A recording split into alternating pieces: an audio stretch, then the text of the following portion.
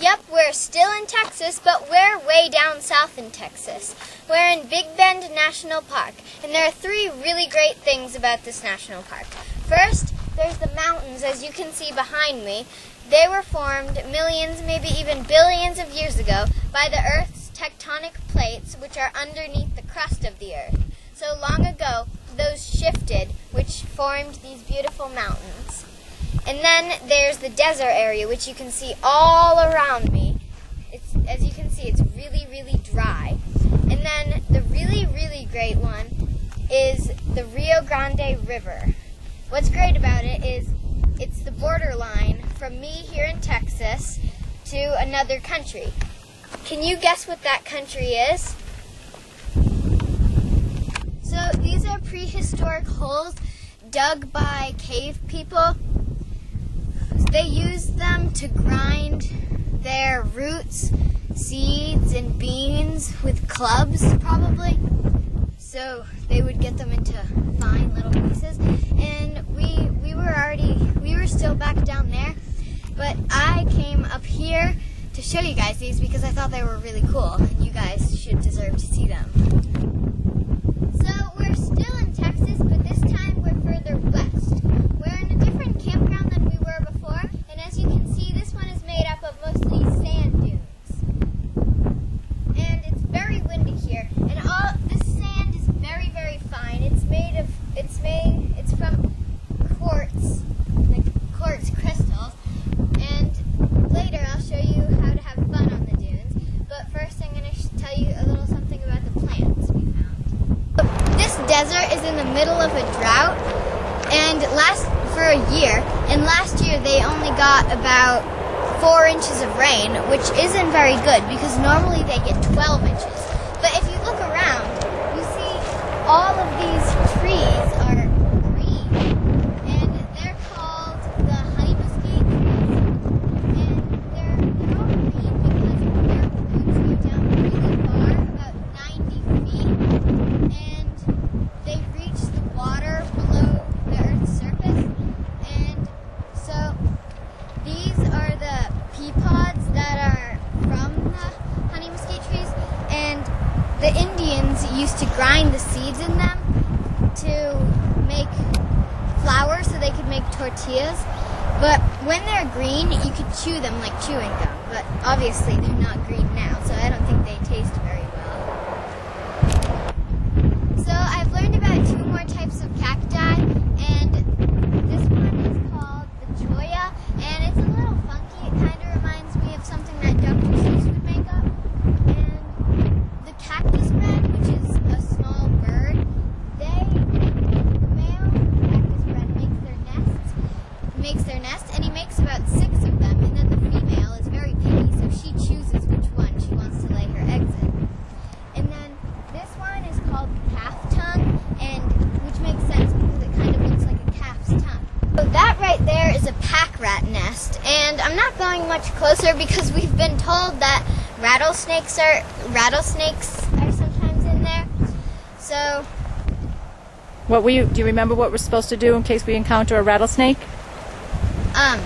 If we see one, they can't see very well, so you should just stand still, and usually they'll turn around and just slither away. Or if they can feel your body heat. So, Like that one right behind you? Okay, this is how you can have fun in the sand dunes. You can slide down them. In Maine, you guys do it in snow, but here they do it in the sand dunes. Alright, so I'm going to try sliding down the sand dunes. Here I go.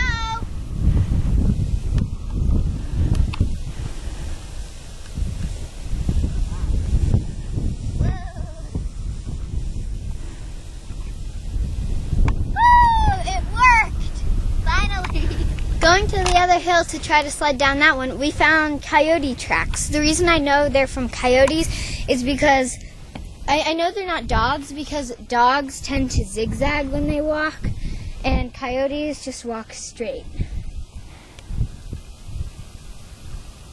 Wonder where they went. They're fresh tracks, right? Yeah, they look like that.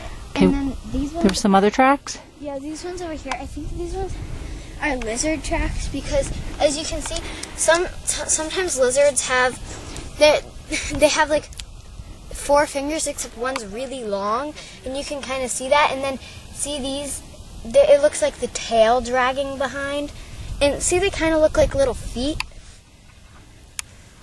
So I think those are some kind of lizard. So we found more footprints, and I think these little ones are some kind of mice or rats because you can see little footprints. But then over here, they're probably the same footprint, but as you can see, they got blown by the wind. And we're not really sure, but we think that these are snake tracks. But as you see, once they go over the ledge, they disappear, where the sand probably blew them.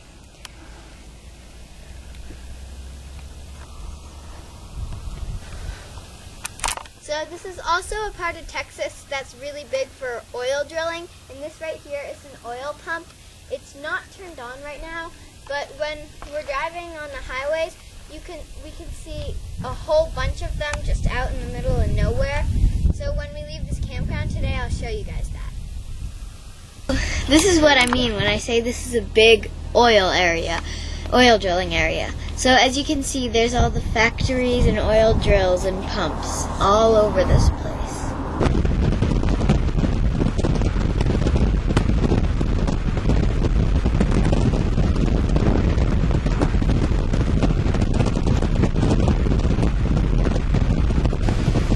So here we are in New Mexico, and we're at the world's largest cave system called Carlsbad Caverns, and we're about to go down into the caves. So let's hope it's not too dark so that the video camera will be able to show the caves.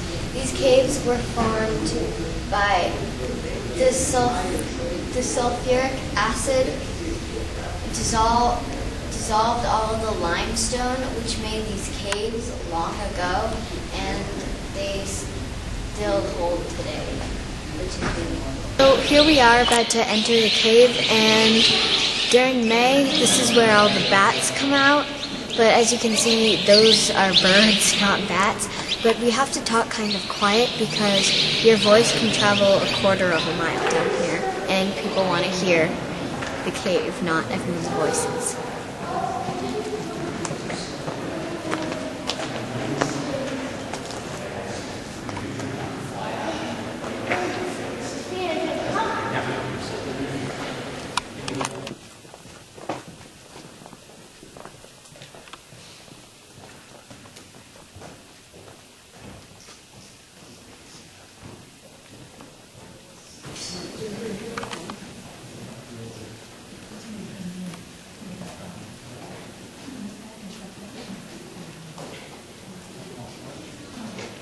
This room has a lot of stalactites and stalagmites in it. It's known as the Big Room.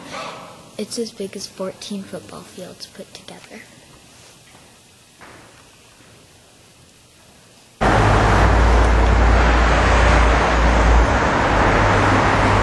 in Roswell, New Mexico, and this town is famous for UFO sightings. We're gonna go into the museum to learn more about it. I'm not sure if we're allowed to videotape in there, but if we are, we'll definitely show you guys. So we're here in the museum, and on July of 1947, it was believed that a UFO crashed somewhere in Roswell, and some people tried to cover it up by saying it was just a weather balloon, but some people still believe it was a UFO. This is supposedly what the alien bodies looked like when they found the UFO crashed.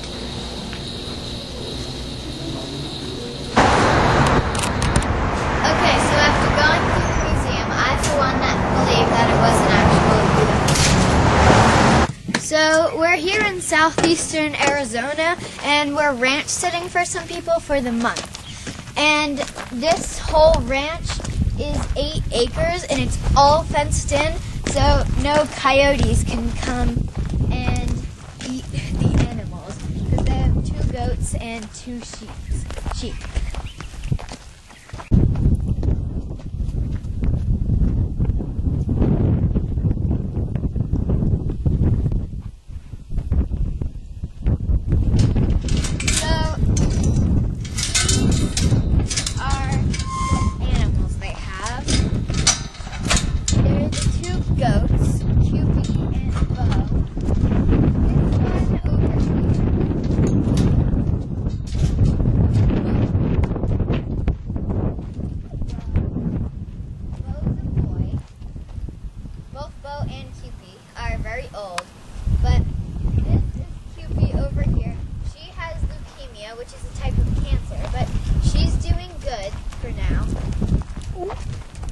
Here comes Bo. That's nothing. Bo thinks the camera is food. Hey, Bo. Nope, this isn't food. So those two sheep are Kukla and Ollie, and Kukla is the black one and Ollie is the white one. And they either just stare at you like what they're doing right now, or they just run around like crazy, but they never let you get near enough to pet them. And when they run around, sometimes if you're lucky, they'll jump really, really high, like about 3 feet in the air. So now let's see if they'll run into there, and hopefully they'll jump. Or they'll just go into their little house. Go over there and see if they'll run out and jump.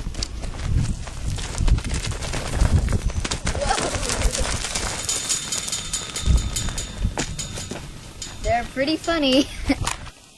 We're in the Chiricahua National Monument, and this is still in Arizona, but the Apache Indians used to call this the land of standing up rocks, and you can see why.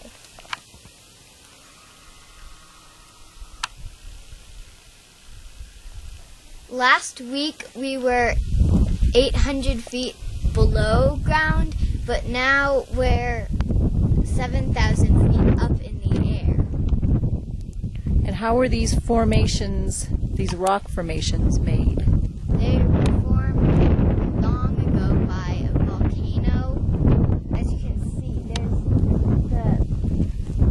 the way back layer of mountains, and then really far in the distance, and then the ones closer to us. In between those two is where the magma came out of the volcano. And this volcano was 1,000 times worse than Mount St. Helens, which is another very popular volcano that erupted.